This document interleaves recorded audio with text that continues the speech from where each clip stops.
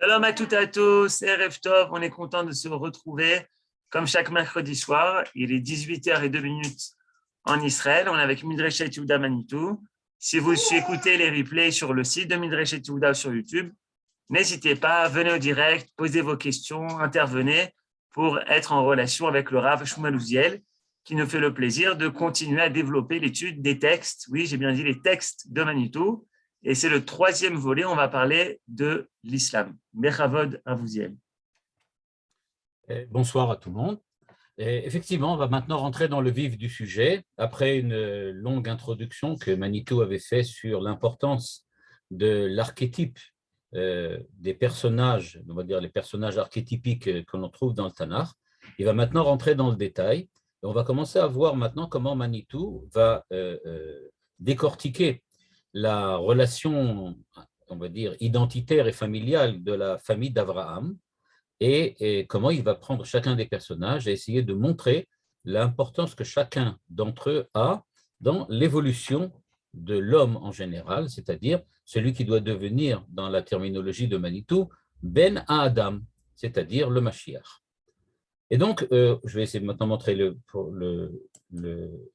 texte aujourd'hui, le voilà. Eh bien, dans ce texte, Manitou, donc, nous parle de Abraham. On va donc commencer par Abraham. Ce que je vais faire aujourd'hui, c'est que je vais lire le texte et après ça, je vais développer, mais d'abord pour qu'on puisse comprendre ce que Manitou veut dire globalement, je vais essayer d'abord de lire un paragraphe entier, puis ensuite, je vais essayer de développer un peu ce que Manitou en dit par ailleurs et ce qu'on peut comprendre aussi de ce qu'il dit ici. Et donc, il nous dit la chose suivante. En Babylonie, Abraham s'appelait Avram, sans le hé, et c'était un nom araméen, c'est-à-dire ce n'est pas un nom hébreu, c'est un nom araméen. Lorsqu'il revient au pays des Hébreux, Eretz Haïvrim en hébreu, donc, on le dénomme Avraham. On ne sait pas tout de suite, il va y avoir un certain nombre d'épisodes qui vont se produire, mais ensuite il va s'appeler Avraham. De cette identité des Hébreux dans l'exil de Babylone, une partie seulement est revenue au pays des Hébreux. De la famille d'Avraham, nous dit Manitou, en fait, pas tout le monde est revenu avec Abraham. On sait qu'une partie de sa famille est restée en exil, en diaspora. Les autres branches se sont instaurées en rivalité d'Israël. Et il nous explique de quoi il s'agit. Il dit, Terach, le père d'Abraham, a eu 3 fils, Nahor, Haran, dont le fils Lot va fonder par la suite Amon-Moab, et Abraham. Et il est arrivé en fait 3 destins bien différents à chacun des enfants d'Abraham. Le premier, Haran, est mort en Babylonie. Nahor a quitté la Babylonie, mais il n'est pas revenu sur la terre d'Israël. Il s'est installé dans la région du Liban et de la Syrie. Et là-bas, il a fait il a donné la souche, comme il dit ici, d'un des pires ennemis d'Israël. Une autre rivalité est venue d'Ishmaël. Comme vous pouvez le remarquer dans ce texte, Manitou vraiment donne un très petit raccourci, un très petit résumé de toute l'histoire d'Abraham pour se focaliser sur la personne et la personnalité de Ishmaël, qui est le sujet de son article, puisque dans cet article, il va justement parler de Ishmaël et de l'islam. Donc, il raconte tout ça, mais très, très rapidement. Et je vais essayer de développer un petit peu quand même pour qu'on comprenne exactement à quoi il fait allusion. Et donc, il dit, une de ces rivalités est venue d'Ishmaël. La Torah a raconté comment Sarah, qui n'avait pas d'enfant, a demandé à Abraham de prendre Agar, donc qui était la servante, pour avoir un enfant, en attendant la réalisation éventuelle de la promesse qui avait été faite à Abraham et Sarah qu'ils auraient un enfant. C'est de la part de Sarah une générosité et une impatience. Terme qui surprend un petit peu parce qu'on a l'impression que Manitou va nous parler maintenant d'une manière positive de Sarah, puisqu'il nous dit que c'est une générosité. Donc on s'attend, oui, alors si c'est bien, alors c'est bien. Ah ben non, c'est une impatience. Et il rajoute que l'histoire juive a très souvent connu. Bon. Nous avons énormément d'épisodes de ce genre, il ouvre une parenthèse. Comme le temps de la promesse n'est pas là, on passe le relais à une autre société. Par exemple, les Juifs au temps de la Révolution étaient persuadés que le relais messianique passait par la France. C'est dire le choc pour un Juif de trouver un pays où les principes politiques étaient censés être liberté, égalité, fraternité. Là, encore une fois, Manitou, très très rapidement, dit juste quelques phrases, mais il n'explique pas vraiment tout ce qu'il veut dire. Mais il le dit très rapidement. Puis il continue, et il revient sur Ishmaël. Et voici ce qui se passa. Sarah a vu Ishmaël rire, et elle dit à Abraham, renvoie la servante et son fils, pas qu'il n'héritera pas avec mon fils, Yitzhak. Le nom d'Yitzhak veut dire qu'il rira au futur. Les deux fils d'Abraham sont ici définis par le rire. Le rire est possible parce qu'Abraham a enseigné qu'il y a un créateur. S'il y a un créateur, la joie est possible et le salut donc. Donc tout fils d'Abraham sait rire. La grande différence, c'est qu'Ishmaël rit au présent, il est satisfait du monde qu'il est.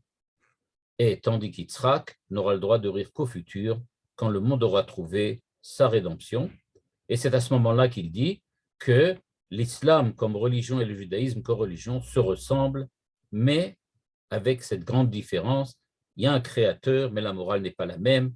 Le musulman se satisfait du monde au présent, le juif ne se satisfait pas du monde comme il est, et son rire est réprimé. Il rira au futur.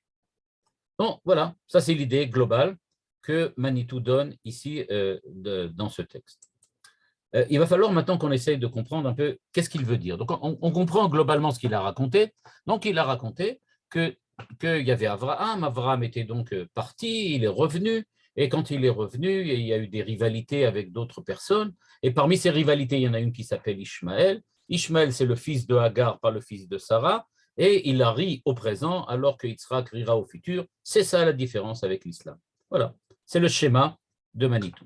Ce que je vais faire maintenant, c'est à partir d'autres textes, pas que Manitou a écrit, mais des cours qu'il a donnés, je vais essayer de vous maintenant de remplir un petit peu tous les vides, toutes les cases manquantes dans ce que dit Manitou ici, pour re-remplir, on va dire comme ça, toutes on va dire comme ça, les idées que Manitou voulait donner ici, et essayer d'en tirer, disons, le maximum, à savoir d'essayer de comprendre vraiment ce que Manitou veut dire quand il parle ici de Ishmaël, et quelle différence ça fait pour nous, du point de vue de la relation que nous, on doit avoir avec Ishmaël, c'est-à-dire avec l'islam.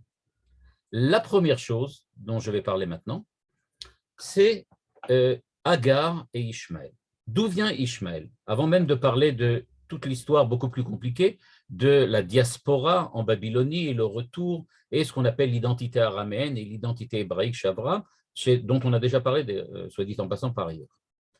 La première question qu'on va poser, c'est la suivante, et c'est Manitou, tout ce que je dis maintenant, c'est à partir de Manitou dans d'autres cours. Manitou pose la question suivante. Comment se fait-il que Sarah n'a pas d'enfant?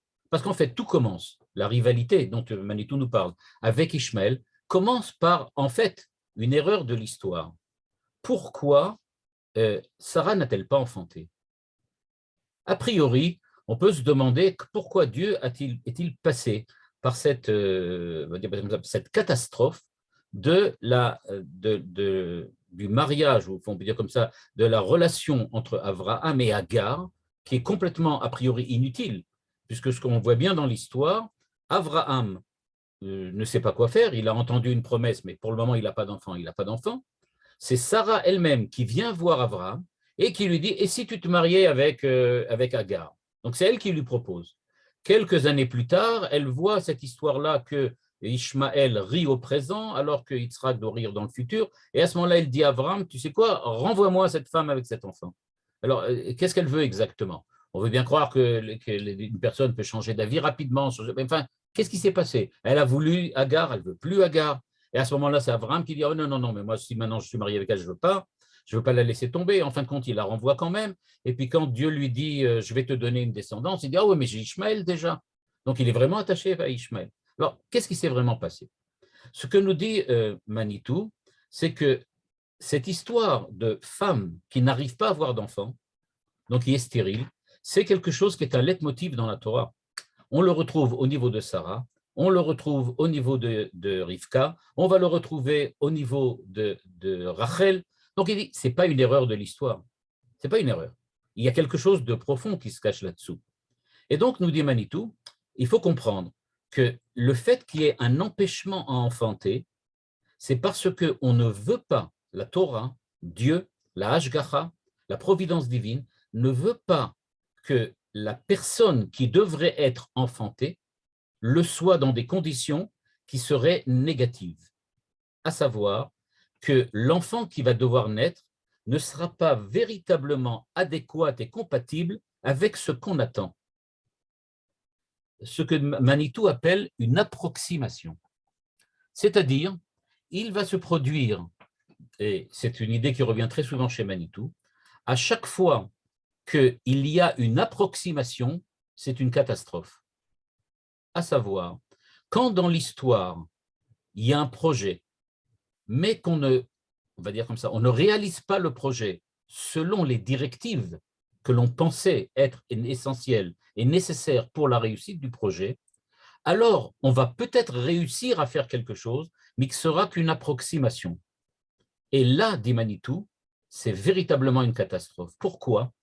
Parce que à partir du moment où la chose a été créée, où le projet a été réalisé, dans l'état où il est actuellement, c'est-à-dire plus ou moins bien, on ne peut plus tout effacer et recommencer. On est obligé de tenir compte de la réalisation actuelle du projet tel qu'il est dans la réalisation future du projet tel qu'il doit être réalisé de manière parfaite. Je vais donner juste un petit exemple.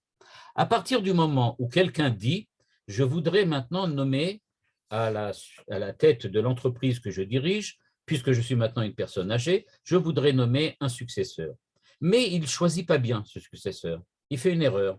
Quelque chose ne va pas. À partir du moment où il a fait avancer quelqu'un et que cette personne va se trouver donc maintenant en position de devenir le successeur de ce directeur, eh bien, il a un double problème maintenant. Un, il ne peut plus se débarrasser de cette personne-là, parce qu'elle est là, et parce qu'elle est prête, et parce qu'elle a déjà pris position, elle a déjà pris une position, elle fait déjà quelque chose. Deux, étant donné que cette personne n'est pas celle qu'on attend, il va falloir quand même trouver une autre solution parallèle qui va devoir résoudre le problème définitivement et de manière correcte. En gros, il va se retrouver avec deux directeurs. Un directeur qui est approximatif et un second qui va devoir trouver maintenant à nouveau et on va dire comme ça, reformer, recréer véritablement tel qu'il doit être pour être le futur directeur qui aura ensuite à s'arranger avec l'ancien qui est lui approximatif. Et donc nous dit Manitou, dès qu'il y a une approximation, il faut tenir compte de ce qu'il y a déjà là, parce qu'on ne peut pas maintenant dire faire comme si il n'avait pas existé. Je vous rappelle quelque chose qu'on avait vu avec le christianisme. La même idée, Manitou nous l'avait exposée quand il avait parlé de la présence du christianisme dans l'histoire. Et il nous disait, après 2000 ans d'histoire, on ne peut pas dire que le christianisme, c'est une erreur, quelque chose qu'on peut effacer, quelque chose dont on peut dire, ça n'a jamais existé, c'était juste une petite erreur, c'était juste une bévue. On est obligé d'en tenir compte. Et donc, à partir du moment où on est obligé d'en tenir compte, on a un double problème. Non seulement il est là, mais en plus, il nous gêne. On n'arrive pas à faire ce qu'on veut parce qu'il y a quelqu'un qui est au milieu et qui ne correspond pas à ce qu'on attend de lui. Eh bien, nous dit le Manitou, on ne sait pas vraiment ce qu'on peut en faire, mais Dieu l'a laissé là, et donc il faut faire ce qu'il y a. De la même manière, on peut dire ici, ce qui s'est produit, c'est que Ishmaël est arrivé. Ishmaël est arrivé. C'est-à-dire que au moment où Abraham attendait donc que se réalise la promesse divine, Manitou nous dit qu'il y a eu une impatience. Mais de qui? De Sarah. Sarah avait une certaine impatience. C'est-à-dire, elle a pensé à un certain moment, on va voir tout de suite pourquoi et comment, elle a pensé à un certain moment qu'elle ne serait jamais capable de donner la naissance à celui qui doit être le véritable successeur et remplaçant de Abraham.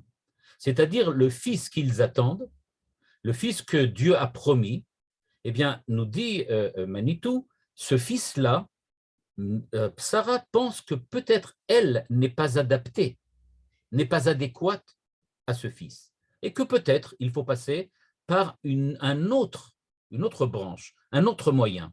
D'une certaine façon, ce que Sarah propose à Abraham, et quand on lit le verset de la Torah qui parle de la demande de Sarah, on voit qu'elle lui dit « Et si tu donnais naissance à un enfant de Hagar, que moi je vais élever ?» C'est-à-dire, elle ne dit pas, à partir de dorénavant, je me retire de la scène, je sors de l'histoire. Mais au contraire, elle dit, moi, je vais rester. Je vais être celle qui va véritablement éduquer, prendre cet enfant et le faire devenir ce que Dieu attend d'un enfant d'Abraham et de Sarah. Alors, il ne sera peut-être pas le mien directement, mais il sera celui qu'on peut faire de mieux pour le moment, puisque je ne peux pas avoir d'enfant, celui qui pourrait être, il va être celui qui va pouvoir prendre la place d'Abraham dans le futur, mais quand il prendra la place d'Abraham dans le futur, il sera quelqu'un qui sera véritablement adapté à la famille, parce que c'est moi qui vais l'élever et pas Agar.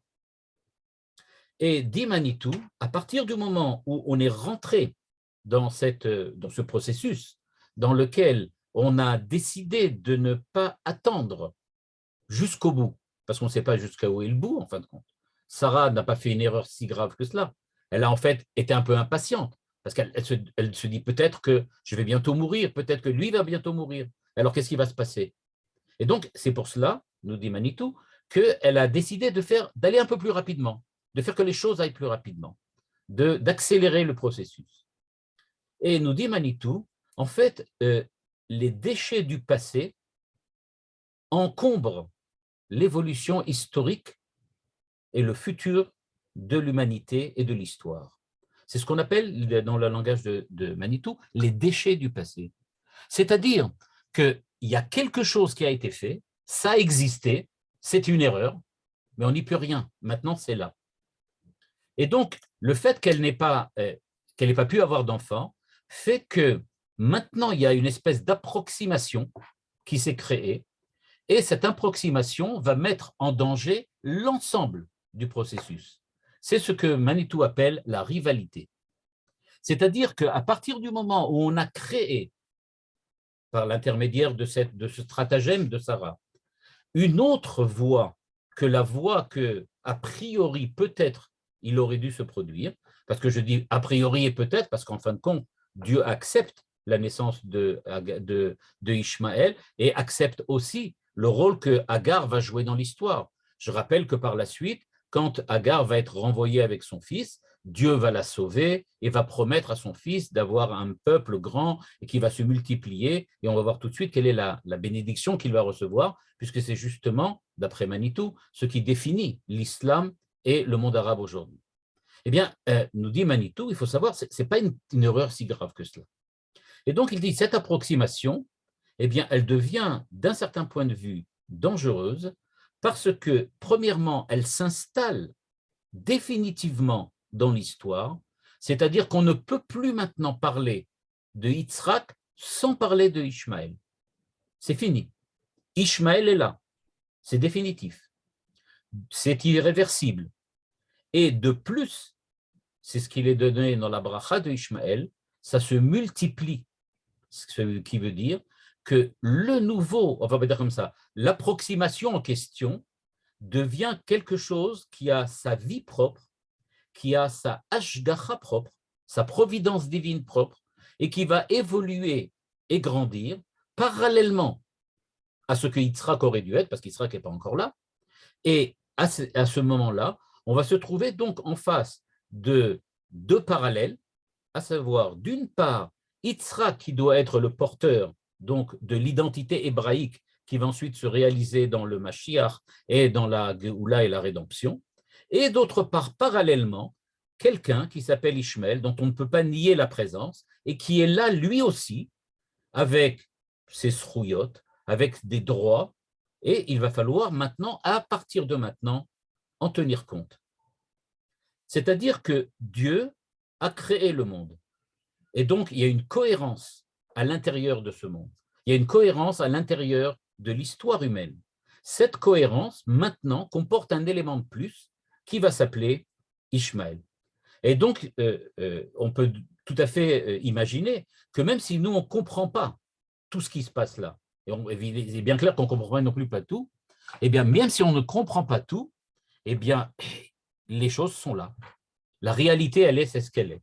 Je ne comprends pas pourquoi il a fallu passer par Jésus et le christianisme, mais c'est là, c'est une réalité. Maintenant, il faut en tenir compte. On ne comprend pas pourquoi, ou puis plutôt on comprend quels étaient les tenants et les aboutissants de ce que Sarah voulait faire, mais on ne savait pas que ça allait déboucher sur cette histoire de Ishmaël. Mais il dit c'est un fait maintenant. Et d'un certain point de vue, il faut lutter contre le mal, il faut lutter contre les rivalités, mais c'est un fait que ça existe. Et donc, le monde et l'histoire sont encombrés par un certain nombre d'erreurs humaines, des erreurs qui sont maintenant incontournables et qui viennent un petit peu polluer l'histoire messianique, mais pour lequel on n'a pas le choix que de maintenant apprendre à réagir contre elle, parallèlement à elle, avec elle. Mais ce sont des choses qu'il faut maintenant arriver d'un point de vue politique à gérer. Et donc, toute l'histoire qui va suivre la naissance de Ishmaël, c'est cette histoire qui va commencer donc avec Ishmaël et qui va suivre ensuite jusqu'à nos jours, d'après Manitou, c'est donc une histoire dans laquelle Israël doit apprendre à gérer les erreurs du passé, ce qu'il appelle les approximations, des approximations de l'histoire. On peut toujours se poser la question, comme la personne qui me l'a demandé maintenant, est-ce que c'était nécessaire? Est-ce que vraiment on peut dire que c'est une erreur? Si ça s'est produit, c'est que Dieu le voulait. Encore une fois, ce que Dieu voulait ou ce que Dieu ne voulait pas, il n'y a que Dieu qui sait exactement de quoi il s'agit. Nous, ce qu'on sait, c'est que nous, en tant qu'hommes, de notre propre responsabilité, on aurait pu éviter ça. On aurait pu l'éviter, mais on ne l'a pas fait. À l'époque, Sarah et Abraham ne l'ont pas fait. Ils ont tous les deux décidé qu'ils allaient mettre en route cette branche, on va dire comme ça, ou cette bifurcation dans l'histoire humaine. C'est ce qui a démarré à l'époque. Je voudrais rappeler quelque chose d'équivalent, que certainement beaucoup d'entre vous connaissent déjà, c'est la faute d'Adam Arishon, la faute du premier homme. Est-ce que la faute du premier homme était nécessaire ou pas? Du point de vue de Dieu, on ne le saura jamais, ça ne nous intéresse pas. Du point de vue de l'homme, est-ce que c'est nécessaire ou pas? Bien évidemment non. Le premier homme aurait pu agir autrement que ce qu'il a fait. De même, Chava, la première femme, aurait pu réagir aussi. Mais c'est un fait maintenant, qu'il faut maintenant vivre dans un monde dans lequel la faute a été commise. Pour nous, c'est une réalité. Au niveau de Dieu, personne ne sait de quoi il s'agit. Mais au niveau des premiers hommes qui ont participé à l'événement fondateur de cette réalité, il y avait le choix, il y avait la liberté. Ils auraient pu faire autrement. Et donc, ce qui va se passer, c'est que Sarah n'arrive pas à enfanter. Alors maintenant, si on regarde ça, dit Manitou, c'est-à-dire qu'elle, qu'est-ce qu'elle doit faire? Elle doit enfanter Yitzhak. C'est ça qu'elle doit enfanter. Alors si vous me demandez, mais d'où est-ce qu'on le sait? Toujours pareil. Quand elle a enfanté quelqu'un, comment elle l'a appelé? Yitzhak. Donc c'est clair que c'est ça. C'est ça ce qu'on attendait. On attendait Yitzhak, c'est-à-dire, elle doit enfanter un homme, c'est-à-dire, elle doit donner le fils d'un homme, Ben Adam. Avraham, c'était pas le premier homme, mais on commence à voir déjà apparaître dans Avraham ce que Adam Arishon a été, quelque chose de Adam Arishon, une facette d'Adam Arishon. Et donc, il y a quelqu'un, Adam Arishon, le premier Adam Arishon, on va dire comme ça, l'Adam Arishon de l'époque, qui est Avraham, qui a enfanté le fils de l'homme. Il a enfanté Ben Adam, c'est-à-dire quelque chose de messianique. Mais qu'est-ce que ça veut dire qu'il a enfanté quelque chose de messianique? Il a enfanté Yitzhak qui va rire au futur. C'est-à-dire quelqu'un qui sait qu'il a un rôle à jouer dans l'évolution historique de l'humanité, qui sait que l'histoire humaine doit maintenant évoluer pour faire, en fin de compte, déboucher cette histoire sur la création d'une identité hébraïque parfaite qui sera l'identité d'Adam Arishon telle que Dieu l'a créée dans le Gan Eden, au paradis. Mais tout cela ne sera pas fait tout de suite à la naissance du fils de Abraham. On sait que c'est un très long processus que Abraham commence à faire maintenant et qui va être continué par son fils Yitzhak. Et on le sait, nous, parce qu'on l'a vu, qu'il y a ensuite Yaakov, Yosef et la suite. Mais ce qui s'est produit donc, ce qui devrait se produire, c'est que celui qui va être en fait le premier fils de l'homme, pourquoi le premier? Parce que depuis Adam Arishon, il n'y a personne sur la scène de l'histoire qui est capable de véritablement faire entamer à l'histoire le processus que Dieu attend de voir. Et donc, qui est-ce qu'il y a pour une fois? Abraham. enfin Abraham. C'est-à-dire, on sait que ça va démarrer maintenant. Donc, son premier fils va être, on ne va pas dire comme ça, le Mashiach, mais il va être une parcelle du Mashiach. Il va être un nitzot, une étincelle du Mashiach. Il va être quelqu'un dont la personnalité et l'identité va être un pas en avant dans la création et la réalisation de l'identité messianique. Mais ce n'est pas l'identité messianique. Or, précisément, nous dit la Torah, Ishmaël Metzachek. Ishmaël qui va naître, il est justement l'approximation de Yitzhak. Il n'est pas Yitzhak, mais il est pratiquement Yitzhak, avec cette petite différence que lui ne voit pas le besoin de continuer le processus vers la Géoula, mais il pense que la Géoula s'arrête avec lui. C'est-à-dire que pour lui, le monde tel qu'il est n'a pas besoin de plus de choses à faire. Il n'y a plus besoin de réaliser autre chose que ce qui déjà a été fait. Pour lui, eh bien, nous dit Manitou, l'approximation de Yitzhak, c'est Ishmaël. Ishmaël, c'est celui qui dit « Je me sens bien dans ce monde-là, ça me suffit. Ça me suffit. Tel qu'il est maintenant, eh bien, c'est bien. C'est vrai qu'il y a du bien, c'est vrai qu'il y a du mal, mais ce n'est pas grave. Mais c'est pas grave. » Et d'ailleurs, c'est pour cela que quand Sarah voit que Ishmaël rit au présent, eh bien, ce qu'elle fait, c'est qu'elle demande à Abraham de renvoyer Agar, de renvoyer Ishmaël, parce que, il dit, c'est pas possible. Il y a une erreur, il n'a pas compris de quoi il s'agit. Nous dit Manitou, d'accord, mais il rit, au moins il rit, il est comme Yitzhak. Quelle est la différence? Et pourquoi le rire? Ce qui va se passer, en fait, c'est que Ishmaël rit. Mais pourquoi il rit? Parce que lui aussi est un enfant d'Abraham. C'est ce qu'on a vu dans le texte que Manitou avait écrit. Il l'a dit dans une demi-phrase. Il a dit tous les deux sont des enfants d'Abraham et on les définit par le rire. Ce que veut dire Manitou, c'est que tous les deux rient, Yitzhak et Ishmaël, mais avec une petite différence. La petite différence, elle est qu'ils ont appris à rire chez Abraham. Parce que, bon, on sait que Manitou avait beaucoup de sens de l'humour, mais avoir le sens de l'humour et rire, ça veut dire qu'on a de l'espoir. C'est-à-dire que même dans la situation la plus dramatique, la situation la plus difficile, quand on est capable de rire, ça veut dire qu'on est capable de définir, de discerner que les difficultés du présent n'empêchent pas la réalisation d'un futur meilleur. Même si on est au fin fond de l'obscurité, on sait qu'il y a encore une possibilité d'ouvrir, d'avoir une ouverture vers la lumière. Ça, c'est Ishmaël et Yitzhak l'ont appris d'Abraham. Et pourquoi? Parce que tous les deux ont appris d'Abraham que le monde a un créateur.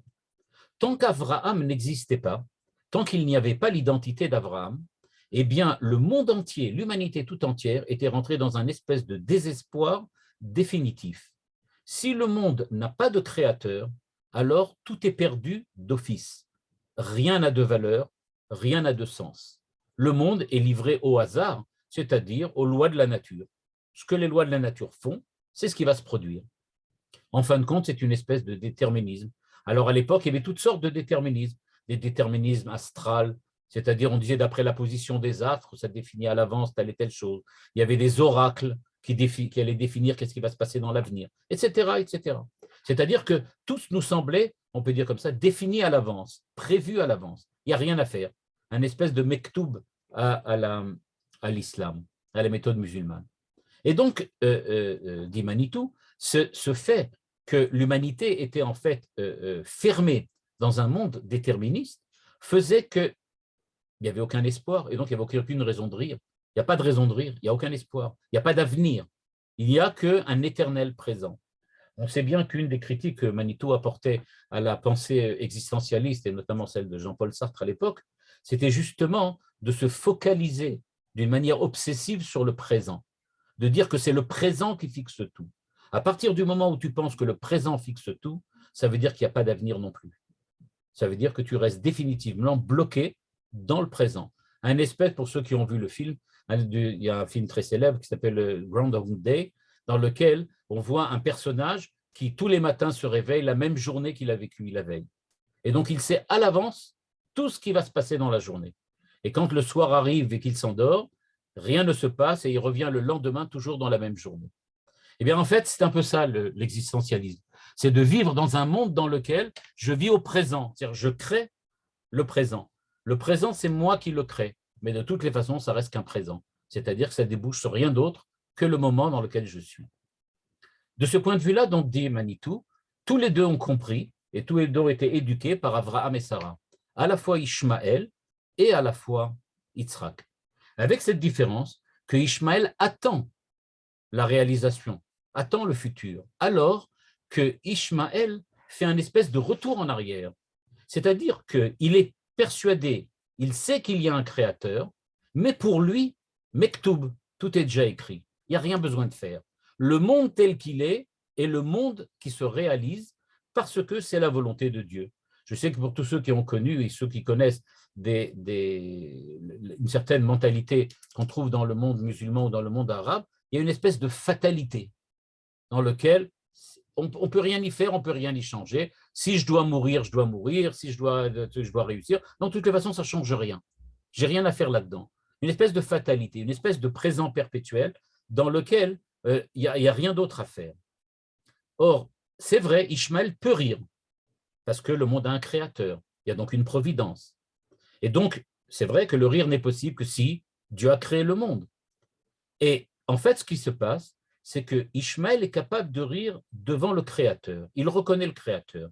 Mais quand il rit au présent, en fait, il se satisfait du monde tel qu'il est maintenant, avec le bien, avec le mal, avec tous les défauts et toutes les fissures qu'il comporte. Alors qu'Yitzhak, lui, ne dit « je ne ris pas du tout maintenant ». Maintenant, je ne ris pas du tout. Le monde, c'est une catastrophe. Les choses n'en sont pas encore là. On n'est pas encore arrivé à la fin. On est dans un moment dans lequel il faut encore travailler, il faut encore réparer, faire le tikkun haolam, comme le dit la Kabbale, et il faut donc avoir la force de rire plus tard. C'est-à-dire qu'il faut se préparer à rire. Quand le monde sera véritablement tel qu'il est, à ce moment-là, on pourra rire. Yitzhak, il rira. Si vous regardez bien, quand on regarde par exemple le Midrash ou la Kabbalah, et qu'il nous parle de la personnalité d'Yitzhak, il y a quelque chose de très intéressant. Il s'appelle Yitzhak, mais il n'a vraiment pas le sens de l'humour. C'est le moins qu'on puisse dire. Toute sa vie, c'est une vie d'austérité, de rigueur. Il est extrêmement fermé, il parle presque pas, il a tout le temps des problèmes. On ne peut vraiment pas dire qu'il rit. Ce n'est pas vraiment un personnage qui sourit. On ne voit pas, on imagine mal Yitzhak sourire à aucun moment. Tout ce qu'il fait dans sa vie, c'est toujours fait avec un énorme sérieux. Parce que lui, effectivement, il sait qu'il rira un jour, mais pas maintenant. Maintenant, on est sérieux. Maintenant, on travaille. Il faut faire ce qu'il faut faire. Et donc, il y a une espèce de conflit entre Ishmaël et Israël et Yitzhak. Où se trouve ce conflit? Ce conflit, en fait, il est très, j'aurais pu dire pas que dire, très raffiné aux yeux de Manitou. Parce qu'en fait, c'est deux manières d'être d'Abraham. C'est comment être Abraham. Est-ce que je vais être Abraham au présent et mon représentant c'est Ishmaël, ou bien je vais être Abraham pour le futur et à ce moment-là, mon représentant c'est Yitzhak. Or, la Torah nous dit, quelqu'un qui rit au présent, c'est un rachat. C'est un homme, c'est un mécréant, c'est un homme mauvais, c'est quelqu'un de mauvais. Il doit faire tchouva. Et donc la Torah nous raconte, le Midrash, nous raconte que Ishmaël va faire tchouva plus tard et il va être enterré. Et donc, ce qui se passe, c'est que c'est un rachat pour le moment. De la même manière, Esav. On dit aussi que Esav gematria shalom. Et Manitou nous explique qu'est-ce que ça veut dire que Esav gematria shalom, que la valeur numérique du mot Esav, du nom Esav, est la même valeur numérique que shalom, qui correspond à 86. Mais pourquoi? Parce que quelqu'un auquel on a donné la bénédiction, al-charbecha tirhi, tu vas vivre sur ton épée, c'est-à-dire quelqu'un pour qui la guerre, la lutte, la mort, la puissance, l'impérialisme, comme en parle souvent Manitou, est un mode de vie, cette personne-là vit dans un monde, notre monde, de manière tout à fait paisible. Pour lui, c'est ça le monde. Quand on peut se battre, tuer ou même se faire tuer, c'est pas gênant. L'essentiel, c'est de se battre. Eh bien, on est en paix dans ce monde-là. Et donc, Esav a la valeur numérique de Shalom. Il est vraiment en paix dans ce monde. Ce monde-là, c'est le monde de paix. Et on sait donc que c'est un meurtrier. Et donc, dans notre monde à nous, celui qui véritablement se sent en paix, se sent vivre en paix, c'est celui qui précisément aime la guerre, aime la mort, aime le mal. Celui-là, il vit véritablement en paix. Par contre, aux yeux de Yitzhak, il est absolument impossible de sourire dans un monde dans lequel il y a la mort, la guerre, la maladie, la souffrance, le deuil. Comment est-il possible de sourire? Mais aujourd'hui, la maladie, les épidémies, etc., etc. Je rappelle ce passage que Manitou aussi citait souvent, passage de Rabbi Nachman de Braslav, qui disait qu'on a, par la recommandation des Chachamim, on a le devoir de croire en l'existence d'un monde futur. Le monde futur, donc, existe, puisque Dieu nous demande d'y croire. L'enfer, on le voit tous les jours. Mais ce qu'on se demande vraiment, c'est où Dieu a caché le monde présent. Où est-ce qu'il est le Olam Hazé? C'est un peu ça ce que disait avec humour Manitou quand il dit quelqu'un qui est comme Esav, qui est comme Ishmaël, effectivement, il se sent bien dans ce monde-là parce que c'est l'enfer. Et maintenant que l'enfer est là, on cherche. Alors, il faut transformer cet enfer-là en Olam Hazé. Donc, pour le moment, ce que j'ai expliqué maintenant à partir de ce que Manitou expliquait par ailleurs, c'est donc qu'est-ce qui s'est passé et pourquoi il y a donc la naissance d'Ishmaël. Qu'est-ce qui s'est produit? Il s'est produit effectivement que Sarah, et on va y revenir tout à l'heure, Sarah a essayé donc de trouver un raccourci, d'accélérer le processus et d'amener l'histoire à une nouvelle étape grâce à ce qui s'est passé avec Agar.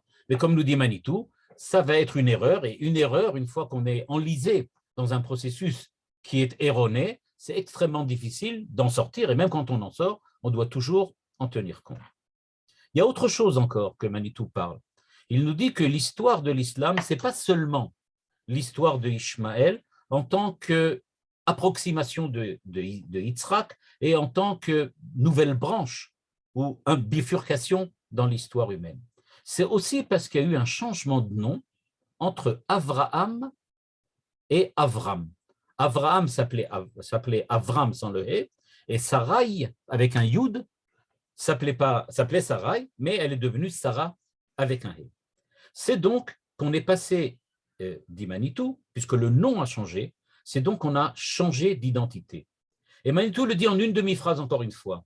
Il nous dit, quand il était en Babylonie, c'est-à-dire le nom araméen, c'est ce que dit Manitou, il dit donc il avait un nom araméen, Avram.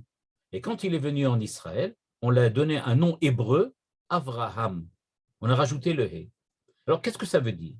Et qu'est-ce que c'est que ce passage entre la Babylonie, les Araméens, et les Hébreux, Israël? Qu'est-ce qui s'est passé à ce moment-là? L'explication de Manitou est la suivante. Eh bien, tout simplement, on est passé d'une identité araméenne à une identité hébraïque. À savoir, on est passé de particularisme à l'universel. Changer de nom dans le cas d'Avraham et de Sarah, c'était de perdre, on va dire, la dimension, comme Manitou va l'expliquer plus tard et que je vais aussi expliquer par ailleurs, cosmopolite, à quelque chose qui va véritablement être universel. Maintenant, je vais me permettre maintenant de faire encore une parenthèse pour expliquer cette demi-phrase qu'on a vue au début, dans laquelle nous a dit Manitou, on est passé du nom araméen Avram au nom hébreu Avraham. Il nous a dit ça en passant rapidement. Pourquoi? Comme je disais tout à l'heure, son but, c'est d'expliquer Ishmaël. Donc, il en passe rapidement. Et pour nous, c'est important, parce qu'en fait, ça va nous expliquer aussi, alors, qu'est-ce qui s'est passé? Pourquoi Ishmaël? Parce qu'Ishmaël a une autre dimension que nous allons voir maintenant. Quelle est cette deuxième dimension? La deuxième dimension, c'est que Avraham va donner naissance, donc, à Yitzhak. Ensuite, avant, en tant qu'Avram, il avait donné la naissance à Ishmaël. Donc, il ne faut bien pas perdre l'esprit. Ishmaël est le fils d'Abraham sans le hé, Yitzhak est le fils d'Abraham avec le hé. C'est-à-dire, le passage à l'universel ne s'est pas fait au moment de Ishmaël, mais il s'est fait au moment d'Yitzhak. Qu'est-ce que ça veut dire? De quoi il s'agit? Eh bien, ce que nous dit Manitou, c'est qu'il faut comprendre, et ça on en avait déjà parlé, que à Sarah et Abraham sont tous les deux maintenant devenus ce que plus tard on va voir au moment de la sortie d'Égypte, quand on va parler de Mamlechet Kohanim Vegoy Kadosh. Comme je l'ai déjà expliqué par ailleurs, dans un des cours précédents, on sait qu'au moment de la tour de Babel, il y avait un langage unique, c'est-à-dire qu'il y avait une humanité qui était universelle, à savoir, chacun avait une identité particulière, il y avait des peuples, il y avait des nations, ça c'est vrai, chacun avait donc son propre langage, ce que la Torah appelle Dvarim Achadim, et que Manitou interprète comme le langage de chacune des nations et de chacun des peuples qui existaient à l'époque de la tour de Babel, mais ils avaient en plus Safa Achat, c'est-à-dire qu'ils parlaient tous le langage de l'universel, c'est-à-dire qu'on essayait à cette époque-là que l'humanité soit un universel humain, à savoir qu'on garde les différents chromatismes, les différentes couleurs, les différentes spécificités de chacune des nations, mais que tout cela soit réuni sous une seule égide qui soit précisément l'humanité en tant que telle. Et depuis Nimrod, on sait que cette universalité s'est perdue. Maintenant, les peuples se sont éparpillés, c'est-à-dire qu'ils sont restés uniquement avec cette particularisme identitaire qu'ils ont pris depuis très longtemps, mais qui était inclus, englobé à l'intérieur d'une unité. Maintenant que cette unité a disparu avec Nimrod, on se retrouve avec maintenant une seule possibilité, à savoir que les différentes nations, les différents peuples sont maintenant dispersés, chacun pour soi, mais pas Dieu pour tous. Tout le monde vit dans son monde, chacun séparé, chacun son langage. C'est ce que dit la Torah quand elle nous dit, eh bien, on ne se comprenait pas. Il n'y avait pas de langage commun, il n'y avait plus d'universalité. Les Français voulaient rester Français, comme les Anglais voulaient rester Anglais, mais on ne veut pas entendre quoi que ce soit des Français, et inversement. Et donc, nous dit Manitou, pourquoi on attendait tellement longtemps que la promesse se réalise? Eh bien, précisément, parce que tant que Abraham ne change pas de nom, c'est-à-dire qu'il ne passe pas du particularisme babylonien à l'universalisme hébraïque, eh bien, à l'universel, hébraïque, eh bien, on ne peut pas encore avoir d'enfants. C'est-à-dire, on ne peut pas donner naissance à, on va dire comme ça, à un bourgeonnement messianique si on n'a pas enfin entamé un processus qui sait et prend conscience du manque de l'universel humain. Tant que Abraham n'est pas parvenu à prendre la conscience de l'universel, eh bien, il ne peut pas avoir d'enfants. Et ça ne se produira qu'au moment d'Yitzhak et pas au niveau d'Ishmaël. Et donc, ce passage à l'universel n'est pas amorcé et il reste à l'époque que cette spécificité, on va dire comme ça, araméenne, babylonienne, que Abraham avait. Et donc, il fallait retrouver l'identité hébraïque, parce que l'identité hébraïque, c'est précisément ce peuple qui se trouve dans l'humanité, qui est le porte-drapeau de l'universel, dit Manitou. Et ce porte-drapeau de l'universel ne peut véritablement rentrer sur la scène de l'histoire que si véritablement, derrière tout cela, il y a la volonté de créer effectivement un retour à l'universel. Et donc, on attendait la création de cette identité pour pouvoir démarrer. Et c'est donc pour ça que Sarah n'avait toujours pas d'enfant. Parce qu'à l'époque, ce n'était pas encore ça. Alors, qu'est-ce qui s'est passé? Eh bien, il s'est passé que Ishmaël donc, va naître à la suite de l'histoire de Hagar que Sarah a enclenchée. Cette approximation, donc, c'est quelque chose qui n'est pas vraiment l'identité d'exil au babylonien ou une espèce d'identité araméenne. Il est plus araméen, parce qu'il est né en Israël. Donc, il est déjà sur la terre d'Israël. Mais il n'est pas encore l'universel, l'homme universel qu'on attend de voir avec Yitzhak, c'est-à-dire celui qui va déboucher sur Yaakov, Yosef, et l'histoire d'Israël qui doit ensuite arriver et se réaliser dans le Mashiach.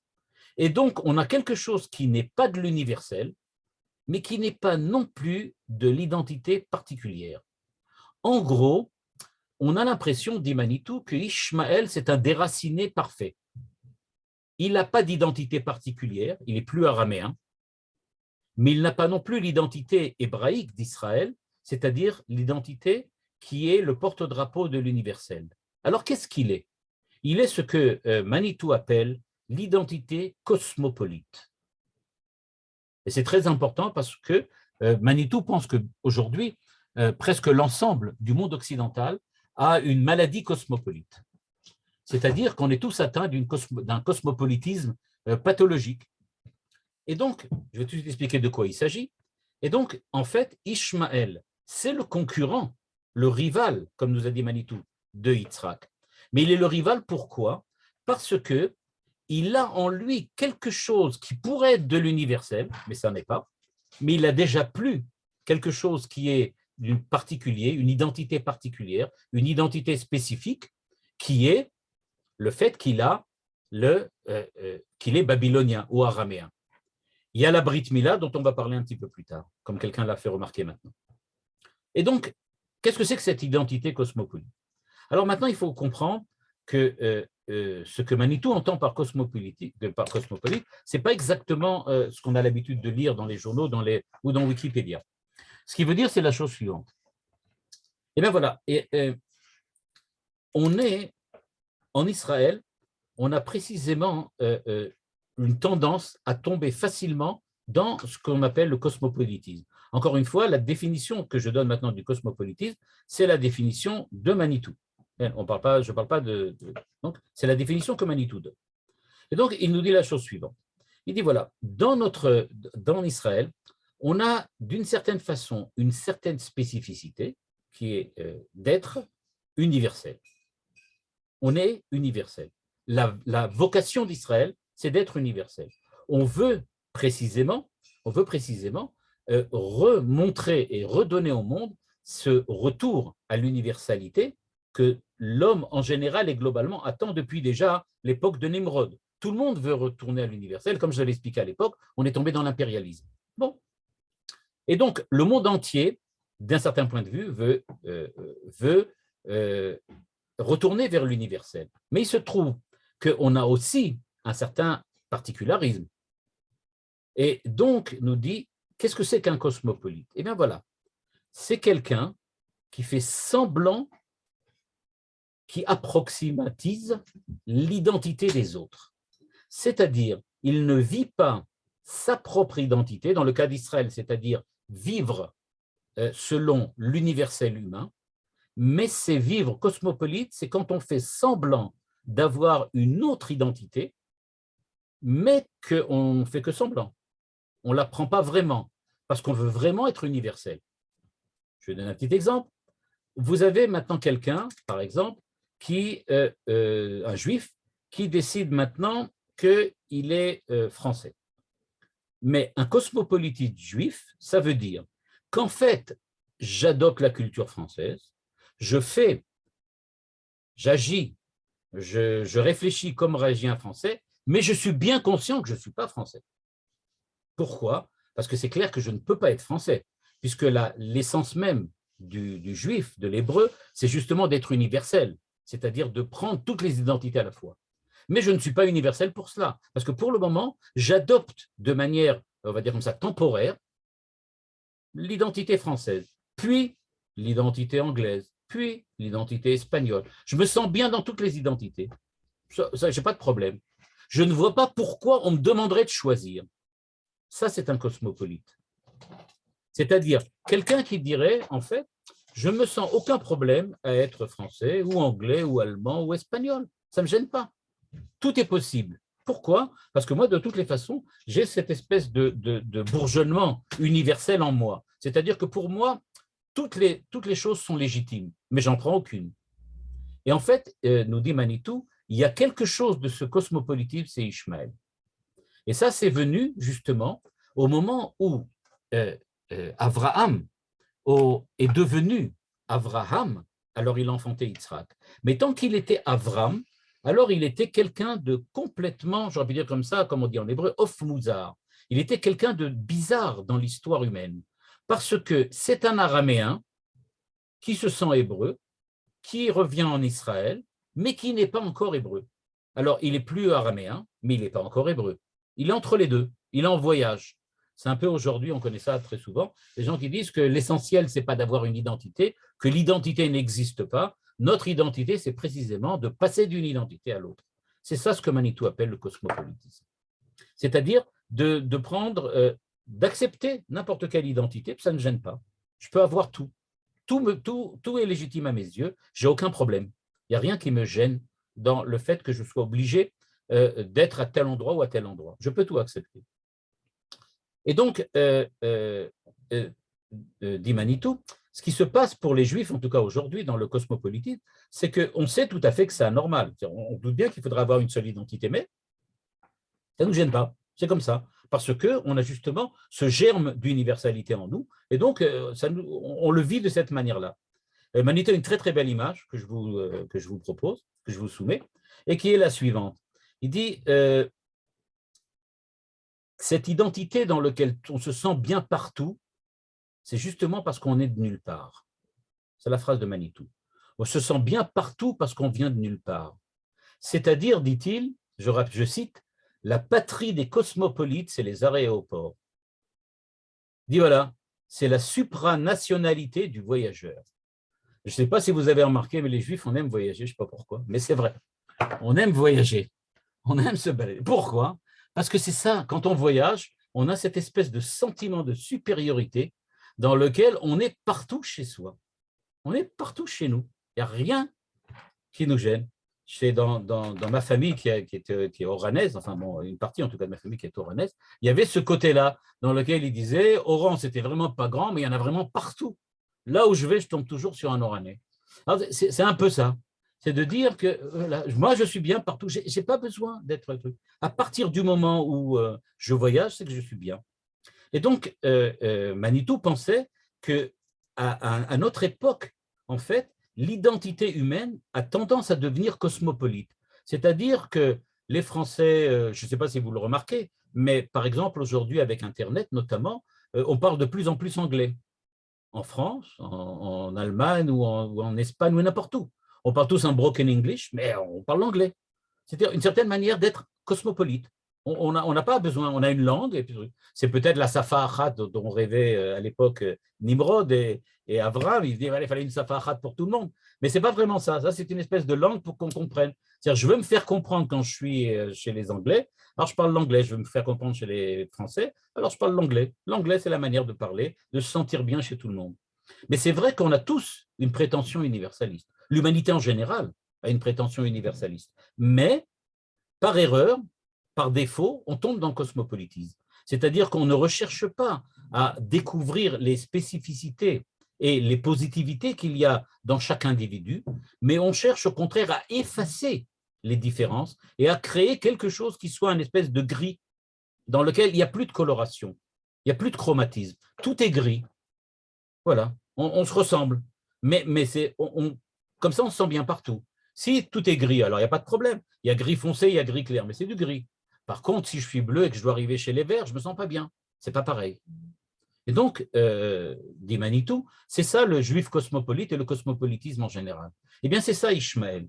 Ishmaël, il a une espèce d'identité, une identité bizarre, dans laquelle il se sent bien partout. Hein, ceux qui étaient à Marseille, à Antibes, à Cannes, et dans certains quartiers de Paris qui sont de plus en plus étendus, vous voyez bien, ils se sentent bien partout. Vraiment, ils n'ont pas de problème. Tout va bien, il n'y a aucun problème.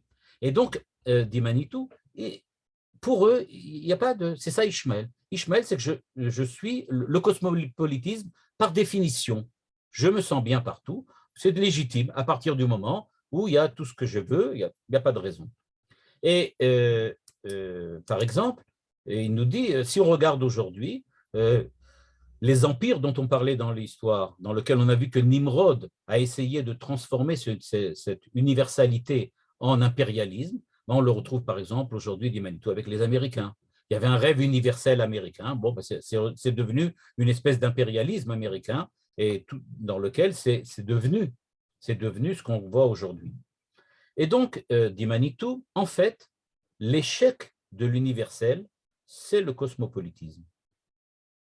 Et donc, ce que fait Manitou ici, c'est de nous dire, regardez bien, Ishmaël est à la racine, on peut dire, est à l'origine, pas de tout le cosmopolitisme d'aujourd'hui, évidemment, mais de ce qu'on a aujourd'hui sous forme de cosmopolite. C'est-à-dire que être cosmopolite, c'est-à-dire être nulle part, être de nulle part, ne venir de nulle part, ne pas avoir d'identité, être bien partout parce que je n'ai rien à opposer à quoi que ce soit, je suis prêt à adopter tout. Alors qu'Israël, il s'agit d'être tout le monde à la fois. C'est-à-dire la différence entre l'identité hébraïque universelle des Manitou et l'identité cosmopolite, c'est précisément de dire que je veux le bien des Français, le bien des Anglais, le bien des Allemands, tout ça ensemble, je veux que ça soit dans l'universel humain. Alors que le cosmopolite dira, je ne veux rien qui est spécifique aux Français, rien qui est spécifique aux Allemands, rien qui est spécifique aux Anglais, je veux que cette espèce de grisaille commune à tous, dans lequel tout le monde se sent bien, parce que c'est gris, il n'y a pas de contraste, il n'y a pas de différence, et donc on ne se sent beaucoup mieux quand on n'a pas besoin d'être en lutte avec ce qui se passe autour.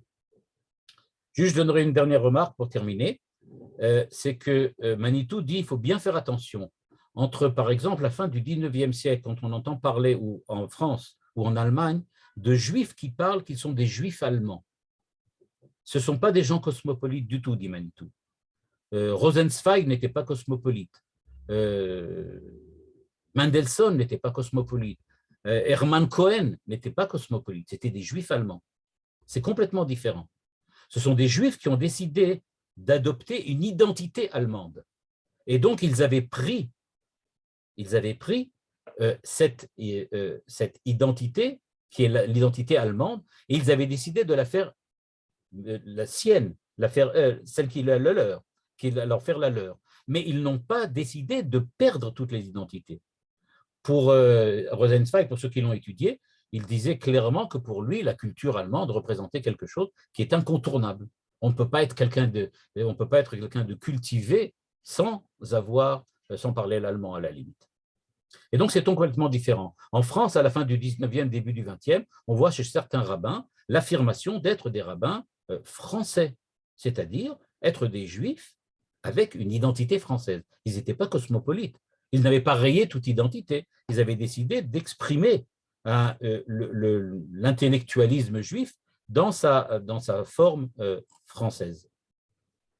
Et donc, ce qui s'est passé, c'est que quand Sarai est devenue Sarah et qu'Avram est devenu Avraham, ce qui est parallèle avec la Brit Mila, au même moment où il y a la Brit Mila, eh bien, à ce moment-là, la Brit Mila, justement, vient souligner l'alliance que fait Dieu avec cette petite partie de l'humanité qui correspond aujourd'hui, à l'époque, qui correspondait à deux personnes, Avraham et Yitzhak, avec les femmes qui étaient autour. Eh bien, c'était à ce moment-là une alliance avec ces deux personnages, plus Sarah, qui représentaient l'humanité universelle. C'est à ce moment-là que ça a commencé. Et à partir de ce moment-là, Yitzhak commence. Alors maintenant, vous voyez un peu le problème. C'est-à-dire qu'on a Ishmaël qui représente un espèce de cosmopolitisme aux yeux de Manitou. Et parallèlement, va se créer l'universalisme avec Yitzhak. Et évidemment, il y a ce qu'on va avoir, c'est la rivalité. Tout ça, ça va tourner autour de la terre d'Israël. Et Manitou le faisait remarquer avec beaucoup d'humour, bien que maintenant, je n'en parle pas tout de suite, mais on va en parler la prochaine fois. Et c'est que le monde entier lutte contre Israël d'aujourd'hui parce qu'ils veulent récupérer la terre d'Israël, ils veulent récupérer la ville de Yerushalayim, ils veulent récupérer l'identité d'Israël, le monde chrétien notamment, qui disait qu'ils sont le vrai Israël. Et d'un autre côté, il y a des juifs cosmopolites, notamment en Chutz Laaretz, beaucoup, mais même en Israël, des juifs cosmopolites qui disent « nous, on n'a aucune identité, on n'a rien ». Alors, c'est un peu bizarre, disait Manitou, c'est vraiment paradoxal. Eux veulent nous prendre ce qui est notre identité, et les autres disent, de toute façon, vous pouvez le prendre, nous, on n'en a pas. Alors, vous pouvez faire ce que vous voulez. Donc, c'est quelque chose comme ça, dont il faut être conscient. Et donc, la semaine prochaine, on va donc, je vais terminer donc sur cette histoire donc de rire et de l'universalité, et on va passer donc à la deuxième phase dans laquelle on va essayer de comprendre pourquoi, en fait, l'islam et le monde arabe sont véritablement les descendants d'Ishmaël et comment, en fait, ils remplissent dans la réalité le rôle qu'Ishmaël avait à l'époque au temps de Yitzhak et de Abraham. Toda Rabba, merci beaucoup Rav Ouziel, magnifique, on est rentré dans le cœur du sujet, on a parlé de cette notion de cosmopolite, d'universel, et ça je pense que ça a soulevé des questions. Je laisse maintenant le public réagir pour les questions, les remarques. Bechavod. Merci beaucoup. Le rôle de Agar dans cette histoire-là, Agar qui commence à lever le nez sur Sarah. Alors, le rôle de Agar, Manitou va en parler, j'en parlerai peut-être la semaine prochaine aussi, je pense que j'en parlerai la semaine prochaine, mais globalement, le rôle de Agar, c'est une erreur, c'est-à-dire que Agar, ça c'est moi qui le dis, Manitou ne le dit pas, mais je pense qu'il aurait dit la même chose. Agar a essayé de jouer le rôle du christianisme par rapport à Israël, elle a essayé de jouer le même rôle par rapport à Sarah. C'est-à-dire qu'elle voulait dire qu'à partir de maintenant, l'identité véritable de la femme hébraïque, c'est pas Sarah, mais c'est Agar. Et donc, je suis à la place de Sarah. Et c'est pour ça que Sarah comprend que si elle est à la place, c'est-à-dire que c'est elle qui va élever Ishmaël. Or, tout l'accord qu'il y avait avec Abraham, c'était justement qu'elle a un enfant, mais que c'est Sarah qui reste Sarah. C'est-à-dire c'est elle qui reste la mère de Je suis féconde. Je suis féconde. C'est-à-dire qu'elle serait peut-être la mère biologique, mais la mère culturelle aurait dû être Sarah. Or, elle a voulu être justement la mère culturelle, de la même manière qu'on avait vu que le christianisme voulait prendre l'identité d'Israël pour être le véritable Israël. Et donc, ça s'est reproduit à ce niveau-là, et c'est une erreur d'Agar. Peut-être que si Agar n'avait pas réagi comme elle avait réagi, l'histoire aurait été différente. Merci. Mais les musulmans d'aujourd'hui, ils ne sont pas du tout cosmopolites, ils ont une identité. Oui, c'est vrai.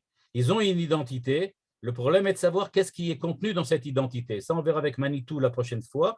Il va dire que c'est empreint de cosmopolitisme parce que l'ensemble du monde, et c'est ce qu'on va voir la semaine prochaine avec l'impérialisme, c'est que l'ensemble du monde doit devenir musulman. En fait, l'identité, elle est l'identité de tout le monde. C'est-à-dire, le monde entier doit être musulman. C'est une espèce d'universalisme aussi. On verra la semaine prochaine. Merci. Si je peux revenir à l'histoire du Brit, la Brit d'Ishmaël, ça lui donne un srout ou une chose sur la terre d'Israël. Oui, c'est écrit dans le Zohar. C'est écrit dans le Zohar et c'est ramené aussi par Rabbi Moshe Cordovero, qui dit qu'on aura beaucoup de mal dans la Atid Lavo. Rabbi Moshe Cordovero dit que dans la Atid Lavo, c'est-à-dire à notre époque à nous, donc, il dit on aura beaucoup de mal avec Ishmaël parce que, comme maintenant je l'ai essayé de l'expliquer aujourd'hui, Manitou nous montre bien que Ishmaël n'est pas tombé loin. Et donc, ça va être compliqué. C'est ce qu'il dit. Il y a des déchets de l'histoire qui sont extrêmement difficiles à évacuer. Comment on va pouvoir mettre tout ça, gérer tout ça? Et on voit que jusqu'à aujourd'hui, on a un peu de mal à gérer ce qui se passe. Juste un petit peu. Oui, un petit peu. Autre question, autre remarque. Oui, Rav Ouziel, vous avez dit que Ishmaël se sent bien dans ce monde. Alors, j'arrive pas à comprendre. Puis, on voit bien que les islamistes, ils n'ont qu'une idée en tête, c'est le monde futur et tous ces délices, du moins c'est ce qu'ils croient, hein, en se faisant exploser. Alors, comment est-ce qu'on peut expliquer ça? Parce que le monde futur qu'ils décrivent, c'est Oui. pas vraiment différent que n'importe quelle maison close à Pigalle. Comment ça? C'est-à-dire quelque chose de tout à fait, oui, tout à fait matériel et de tout à fait va dire comme ça, physique. C'est-à-dire que leur monde futur est complètement présent. Ils sont complètement dans le présent. C'est-à-dire que le monde futur qu'ils décrivent, c'est des vierges, des femmes nues, etc. Oui. C'est ça le monde futur. Bah, si c'est ça, il n'y a pas besoin d'aller bien loin. Comme j'ai dit, on Ouais. peut aller jusqu'à Pigalle pour ça. Merci beaucoup. Et ça, arabe, c'est à l'inverse du judaïsme, bien sûr, et même chez le christianisme, il n'y a pas ce... Exactement. Je ne peux pas me permettre de le faire ici pour des raisons bien évidentes, mais j'aurais pu vous amener un texte de Thomas d'Aquin qui parle de l'islam. Et le premier reproche qu'il fait à l'islam, c'est qu'il dit que eux, quand ils parlent des promesses divines, ils parlent de quelque chose que n'importe quel imbécile peut connaître et comprendre. C'est ce qu'il dit exactement. Il dit que quand on lui parle de femmes et d'argent, ça, tout le monde comprend. Il dit, c'est ça le niveau d'islam. Merci. Dernière remarque, chers amis. Si je peux me permettre, quelque chose qui n'a pas été écrit, mais que Manitou a dit à Montréal dans les années 80, à propos de l'impatience de Sarah, il a dit, maintenant va coucher avec la France. Tous les problèmes qu'il y avait entre Israël et la France, va coucher avec la France. Il n'en revenait pas lui-même de l'avoir sorti. Et c'est sorti pendant une conférence où il y avait 400 personnes. Ouais, bon, ben, c'est comme Oui. ça. C'est vrai. Merci beaucoup, Ravouziel. On a apprécié. C'est magnifique. Merci beaucoup. Kol tov.